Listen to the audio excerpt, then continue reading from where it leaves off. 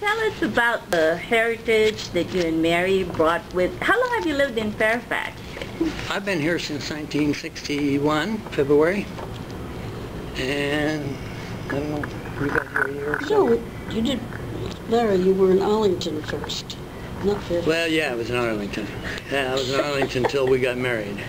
Well, till after we got married. 67 we moved out here in Fairfax. So, anyhow, my background is my father was Danish and Norwegian. My grandfather came from Denmark. The story goes that his name was Carl Anderson, but that he was going to get drafted, so he came to the United States and he worked for a widow woman in Pennsylvania by the name of Jensen, and they got to calling him Carl Jensen. So he moved to Iowa, to Beebeetown, which is an interesting name, and got married and started raising a family, and there were so damn many Jensens in the neighborhood, he kept getting his mail mixed up, so he went to court and had his name changed to Mark, which was his mother's maiden name. And on my mother's side, I'm French, German, and little Pennsylvania Dutch. I don't know how that adds up to a little bit more. And Mary? I'm full-blooded Italian. My mother and father both came from Italy, so I'm first generation. And, we won't go into that. So first and second, anyhow, I consider the first generation. I've been in Fairfax County, about 40-plus years. I thought at first when I ever came here, I said, oh, but I've learned to love it. It seemed like it was the end of the world. I had been used to living in the city, and my God, I could hear these noises and crickets and everything else, and one-lane highways and not dirt roads, but one-lane bridges, and I said, oh my, this won't ever do, but it grew on me. So here I am, and the county has grown with me, I guess. And how many generations do you count, Larry? Let's see, my grandfather came over and my grandmother on my father's side.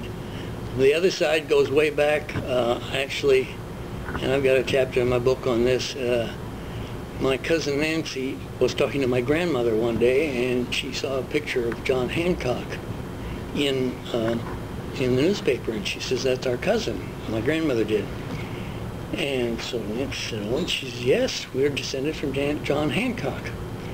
And so, you know, this was passed down as legitimate information. Well, my niece Susan, who's a bit of a genealogist, was in Virginia a couple of years ago and got checking into things and found out that, yes, indeed, we were descended from John Hancock, except this John Hancock, according to the wedding records and so forth, couldn't sign his name. He signed his name with an X.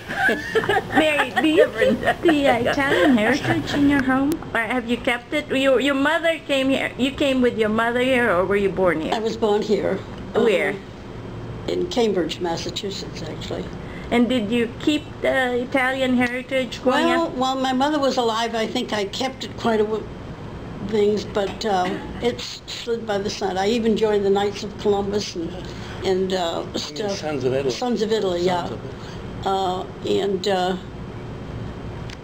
I buy Toroni I let it every slide. year. I let it slide, and I don't, you know, I haven't passed on what I should have. Did your mother keep the heritage when she came? Oh yes, yes she did. She had with her cooking and Easter rituals that she would go through, and Christmas was always a big thing. How about the language? Italian. She spoke to me in Italian when I was very young, and I spoke it and I understood it, but as like all things speak English, so we started speaking English more and more, and so the Italian just went by the wayside. I visited Italy, and I really discovered how little I remembered, because they just went, they talked fast and all, and I